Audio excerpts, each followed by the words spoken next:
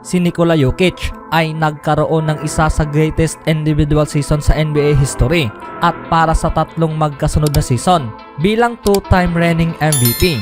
Sa katunayan mga kaibigan, gumawa nga ito ng 40 points, 27 rebounds, 10 assists triple-double na kung saan hindi na isang kaduda-duda na siya talaga ay makakatanggap ng napakaraming konsiderasyon para maipanalo ang MVP sa season ito. Sa isang first edition ng ESPN sa MVP Straw Poll mga kaibigan na siyang naipublish nitong nakaraang Sabado, itong si Jokic ay nakapagtapos sa panglima at tanging nakatanggap lamang ng isang first place vote sa FanDuel Sportsbook at ito ay mapapalakas pa nga niya mga kaibigan dahil hindi pa nagsisimula ang kalahating season. At sa kanyang naipapakita, gayon pa rin na domina pa nga rin niya ang bawat daan na tulad na lamang sa kanyang ginawa noong 2020 to 21 season at 2021 to 22 season. At ito pa ang mas naging malala mga kaibigan dahil sa mga iilang daan siya ay mas naging mahusay sa season ito. Matapos sa kanyang naging performance na siyang hindi pa nga nagawa noon simula pa man noon kay Wilt Chamberlain sa triple-double. Ang average nitong ni Jokic mga kaibigan mula sa 25.2 points, 10.9 rebounds at 9 assists sa loob lamang ng 32.9 minutes per game. Ito nga ay tumaas patungo sa 27.5 points, 11.5 rebounds at 10.1 assists per 75 possessions. Kasama ang pagbalik nitong ni Jamal Murray at Michael Porter Jr. na siyang nakabalik mula sa injury. Ang scoring nitong ni Jokic maging ang kanyang rebounding rates ay medyo bumaba noong buwang November. Ngunit sa ngayon, ang kanyang numero ay nagpaalala sa lahat kung sino nga ba itong si Jokic 2 seasons ang nakalipas.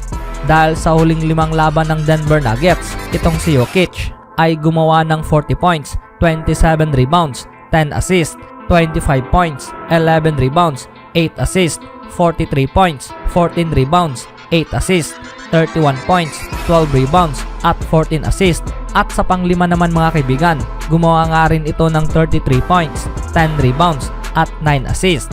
Ang stats na ito ay naging sapat para sa pagiging strong MVP case. Bago pa man niya nagawang ipunin ang magagandang stats na ito, itong si Jokic ay na-distribute ng maayos ang bola patungo sa mga teammates. At nag-convert nga ito sa magagandang tira na siyang naging daan rin mga kaibigan para sa kanya na makuha nga niya ang career best levels. Ang naging off night lamang nitong Nikola Jokic mga kaibigan ay sa panahong nakuha nga niya ang 13 out of 26 mula sa field, ngunit nakapagtapos ng 40 points laban sa Charlotte Hornets. Isang bagay na ang track na ito ay patungo sa best true shooting percentage of all time para sa season na kung saan ang isang manlalaro ay nakapag-put up ng at least 15 shots per game. At ang ibang napabilang sa top 10 sa listahan ay sina Stephen Curry, Kevin Durant, Charles Barkley, Adrian Dantley, Anthony Davis kung sakaling mapapanatili nito ang kanyang current level of play. Kung gagamitin ang dating voting results mga kaibigan, itong si Jokic pa rin ay ang mananalo at makakakuha ng MVP award ngayong 2022 to 23 season kung sakaling magpapatuloy. Well, ang isang bagay mga kaibigan, ito ay napakaaga pa lamang, ngunit ang ESPN First Edition noong 2021 to 22 MVP Straw Poll, itong si Jokic ay naging pang-apat. Syempre, ang nangyari mga kaibigan na ay panalo pa rin niya ang award na ito. Sa season ito, siya ay nakapag-average ng 75.3 appearances per season. At kung sakaling ito rin ay magpapatuloy kasama ang kanyang remarkable consistent production mga kaibigan, ang mga analyst at ang mga fans ay puwersang i-acknowledge talaga ang presensya nitong ni Jokic sa posibilidad na magawa ang MVP sa tatlong magkasunod na season. Sa ngayon, ang tanging NBA players na nagawa ang MVP season 3-peat ay itong si Bill Russell, Wilt Chamberlain at Larry Bird.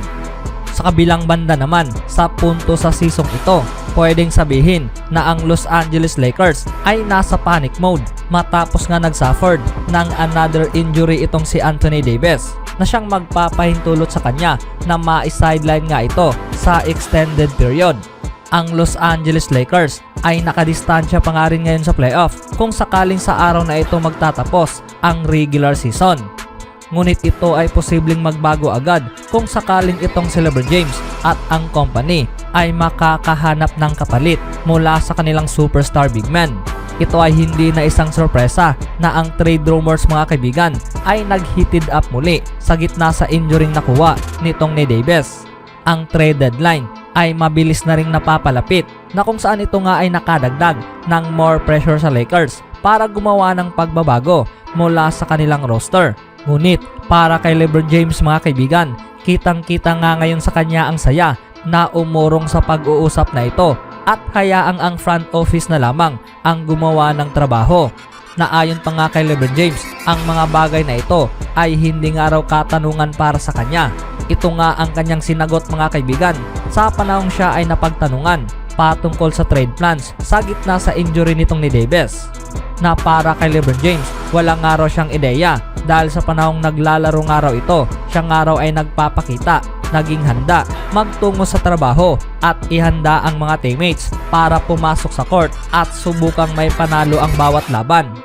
Dagdag pa nitong ni LeBron, naglalaro lamang ito sa laban at hindi nga raw ito nagtatrabaho sa front office. Kaya maghihintay na lamang ito sa mangyayari.